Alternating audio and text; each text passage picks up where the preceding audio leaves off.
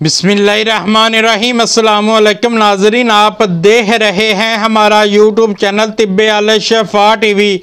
मैं आपका मेज़बान हकीम मोहम्मद ज़मान हैदर। नाजरीन, आज बात होगी सलाजीत ताकतवर गोलियों पर, जिसको खाने से जिस्मानी जिस्म में ताकत का समुंदर भर आएगा और मुकव्विए बा भी है और मुकव्विए असाब, और दैमी कब्ज़ ख़त्म हो जाएगी।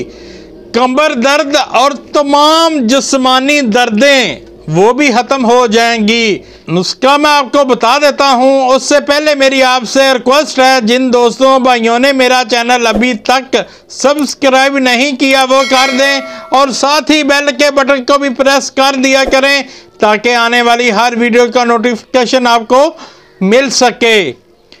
तो नाज़रीन, सलाजीत असल वाली 5 तोले, कुचलाए मुदब्बर 5 तोले, कुश्ताए फौलाद अच्छे वाला 5 तोले, ज़ाफ़रान 1 तोला, फल स्या 4 तोला और सिंबल फार 3 माशा।